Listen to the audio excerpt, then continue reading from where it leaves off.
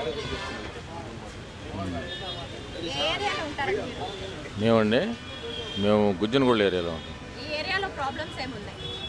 Problems ఎందుకు water drainage system, drainage system వరస్ట్గానే ఉంది.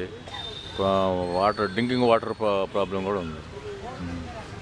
మున్సిపాలిటీ కంప్లైంట్ చేస్తారా? వాళ్ళు కంప్లైంట్ చేస్తుంటాం, వాళ్ళు ఏదో చెబుతుంటుంటారు. అసలు వాటర్ షార్టేజ్ ఉందని అంటారు. ఒక రోజు వస్తే ఒక రోజు రావు. రకరకాల గవర్నమెంట్లో ఏం అభివృద్ధి చూస్తారు మీరు? మాకు ఒక్కరు ఏమి అభివృద్ధి కనపడలా. అసలు అభివృద్ధి అనేది అసలు అగమ్య గోచరం. అసలు నా మాత్రం కూడా కనపడదు. గవర్నమెంట్ ఉంటే బాగుంటుందా, గవర్నమెంట్ చేంజ్ అయితే బాగుంటుందా? గవర్నమెంట్ చేంజ్ కాకపోతే అసలు ఇంకా దానికి అర్థమే లేదు. ప్రజలు చైతన్యవంతులు కానట్టే.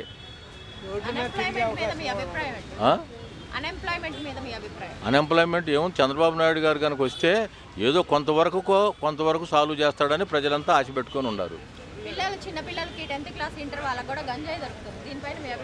గంజాయి ఎందుకు దొరకదండి? పాడేరు అవన్నీ సాగు చేస్తున్నారు, కల్టివేషన్ చేపిస్తున్నారు. ప్రభుత్వమే దాన్ని ప్రోత్సహించి చేపిస్తున్నప్పుడు గంజాయి దొరకకుండా ఎందుకు ఉంటుందండి? ప్రతి చోట అవైలబులే.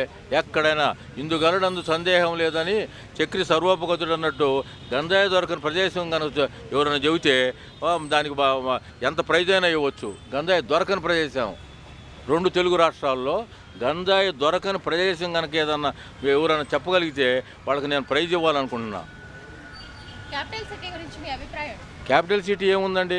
డిస్ట్రాయ్ అయిపోయింది. మళ్ళీ దాన్ని పునరుద్ధరించుకోవాల్సింది. ఎవరన్నా మహాత్ముడు భగవంతుడు పంపిస్తాడో మానవ రూపంలో ఎవరన్నా ఎన్నుకుంటారో ఏదన్నా జరిగితే తప్పితే దానికి అసలు మోక్షమే లేదు. గుంటూరు ఎలా డెవలప్మెంట్ ఏముంది? అసలు మామూలుగా రాజధాని డెవలప్ అయితే ఆటోమేటిక్గా గుంటూరు డెవలప్ అయింది. ఎవరేం చేయాల్సిన పని కూడా ఉండదు. గుంటూరు ఎంపీ అభ్యర్థి పెమ్మసాని చంద్రశేఖర్ గారి గురించి మీ అభిప్రాయం? చంద్రశేఖర్ గారు చాలా సౌమ్యుడు, మంచివాడు, ఆయన సర్వసమర్థుడు. అట్లాంటి వాళ్ళు గుంటూరు దొరకడం అనేది గుంటూరు ప్రజలు అదృష్టంగా భావిస్తున్నారు. ఖచ్చితంగా అయింది. అందులో నిస్సందేహమే లేదు. అందులో అసలు ఒక్క నలుచు కూడా సందేహం అవసరం లేదు.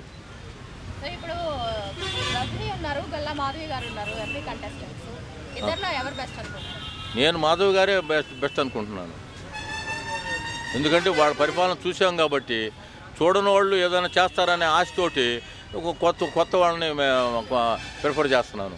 ఆమెను చూసాం కాబట్టి ఆమె సంగతి మనకు తెలిసిన విషయమే, ప్రజలందరికీ తెలిసిన విషయమే. Thank you.